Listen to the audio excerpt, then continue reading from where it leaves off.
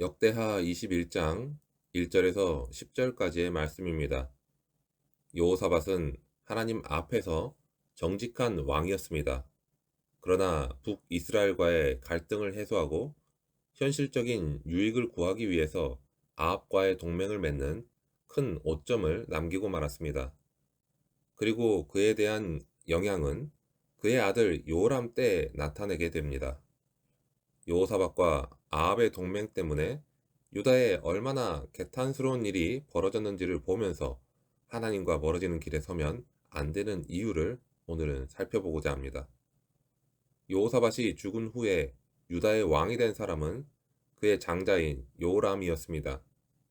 여호사밧의 장자 여호람은 아버지의 왕위를 이어받았고 그의 아우들 아사랴, 여히엘, 스가랴, 또 다른 아사랴, 미가엘, 스바다는 은, 금과 보물, 그리고 견고한 성읍들을 유산으로 물려받게 됩니다.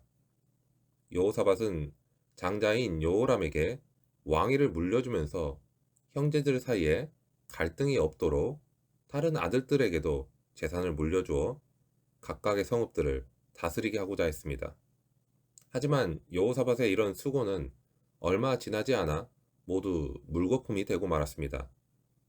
여호사밧의 뒤를 이어 왕이 된 여호람의 왕권이 안정되자 안타깝게도 여호람은 동생들에게 재산과 성읍의 통치권을 나눠줄 생각이 없었습니다. 결국 그는 자신의 왕권에 위협이 될 만한 여지를 남기지 않기 위해서 왕이 된 이후에 동생들과 신하들을 죽이게 됩니다. 여호사밧은 아들들이 서로 싸우지 않도록 최대한으로 배려를 했지만 아합과 그 아들 아하시아의 동맹으로 인해 유다에 스며들어온 악한 영향력을 막기에는 역부족이었습니다.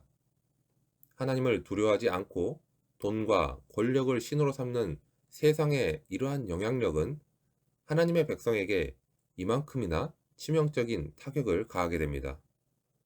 자신을 위해 형제와 타인을 향해 칼을 들고 살인을 하는 이 여호람의 모습 속에서 극도의 이기적인 죄인의 모습을 보게 됩니다. 그리스도인들은 타인을 죽임으로 행복을 얻거나 타인을 밟고 올라섬으로 만족을 누리는 삶이 아니라 오히려 낮아짐으로 타인을 높여주는 자가 되어야 합니다. 여호람이 동생들을 죽이면서까지 세우려고 했던 나라는 하나님이 기뻐하는 나라가 아니라 그것은 자기만의 왕국이었습니다. 여호람은 하나님의 돌보심도 필요 없고 하나님의 인도하심도 따르지 않는 불의한 왕국을 세우려 했던 것입니다. 하나님의 백성은 하나님의 나라를 위해 세움을 받은 자들입니다. 하나님의 나라가 아닌 자신을 위한 나라를 세우려고 하는 자들은 하나님의 백성이 아니라 할 수 있습니다.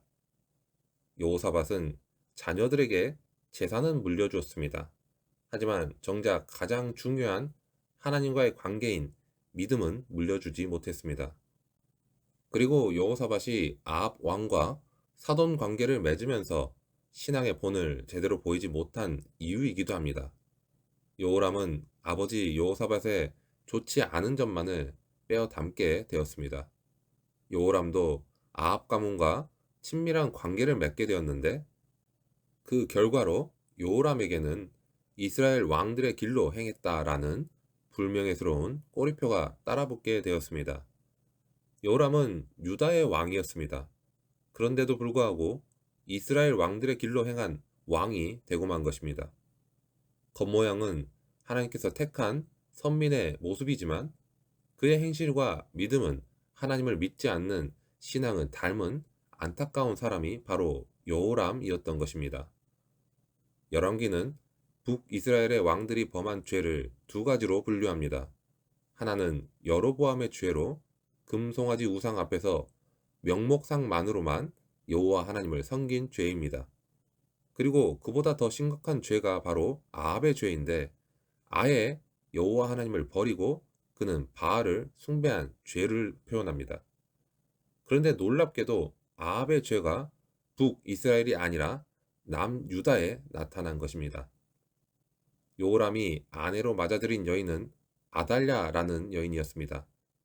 이 아달랴는 아합과 이세벨의 딸이었습니다. 그녀는 악명 높은 아합과 이세벨의 딸답게 유다 왕궁 안에 바알과 아세라 우상을 가져다 놓았습니다. 하나님이 가장 싫어하시는 우상 숭배가 다른 곳도 아니라 바로 유다 왕궁 안에서 벌어지게 된 것입니다. 왕실이 이렇게까지 되니 백성들도 우상을 섬기는 일에 이제는 대담해지기 시작했습니다. 지도자의 우상 숭배가 빠른 속도로 온 백성에게 퍼져 나가게 된 것입니다. 그 결과 유다는 급속하게 하나님을 떠나게 되었습니다. 여호사밧이 북이스라엘과의 갈등을 해소하기 위해서 선택한 정략 결혼은 이처럼 다음 때에 이르러서 유다를 영적인 파탄으로 이끄는 결과를 낳게 되었습니다. 여호람의 악행은 사실 예상할 수 있었던 일입니다. 여호사밧이 아합의 딸을 며느리로 삼은 순간부터 여호람은 사악한 아합의 길로 들어선 것으로 볼 수 있기 때문입니다. 아합의 딸과 결혼한 여호람이 유다의 왕위를 계승한 것은 큰 불행이었습니다. 하나님께서는 그릇된 행동을 취하는 것에 대해서 분명하게 책임을 물으십니다. 그렇기 때문에 우리는 끊임없이 이어지는 이 선택 속에서 하나님께서 기뻐하실 만한 선택을 할 수 있도록 늘 깨어 있어야 합니다. 그런데 유다가 이렇게까지 되면 하나님은 비상대책을 마련하셔야 될 것으로 보입니다. 하나님을 떠나 우상을 섬기는 다윗 왕조를 이제는 멸하시고 새로운 왕조를 세우셔서 누가 뭐라고 할 수 없는 일입니다. 그럼에도 하나님은 다윗 왕조를 보존하기로 하십니다. 여호람이 신실해서 다윗 왕조가 이어지는 것이 아니었습니다. 하나님께서 다윗 왕조의 등불을 끄지 않으시는 이유는 다윗과의 언약을 기억하시고 그 언약을 신실하게 지키셨기 때문입니다. 그 후에 오랜 시간이 지나도 하나님의 등불은 꺼지지 않고 결국 말씀이 육신이 되신 예수 그리스도께로 이어지게 됩니다. 우리는 하나님을 자주 떠나고 아버지의 마음을 아프게 하지만 예수 그리스도를 통해 사랑과 놀라운 은혜는 끊어지지 않게 됩니다. 상한 갈대를 꺾지 않으시고 꺼져가는 등불을 끄지 않으시는 이런 주님의 사랑이 없다면 우리는 살아갈 수 없을 것입니다. 우리가 이렇게 믿음으로 살아갈 수 있는 것도 오직 하나님의 언약에 근거한 은혜 때문이라는 것을 우리는 기억해야 합니다. 하나님은 다윗 왕조를 끊으시지 않으시지만 여호람의 왕권을 약화시키셨습니다. 그로 인해 에돔이 유다의 지배로부터 벗어나 독립을 선포하게 됩니다. 그에 맞춰 여호람은 에돔을 제압하기 위해 출정을 하게 되지만 에돔 군대에 의해 오히려 그는 포위되고 말았습니다. 포위된 여호람은 야습을 통해 에돔의 포위망을 뚫는 데 성공을 합니다. 하지만 여호람의 군대는 뿔뿔이 흩어져 버리게 됩니다. 이러한 에돔의 독립을 본 림나도 그에 맞춰 독립을 선언하게 됩니다.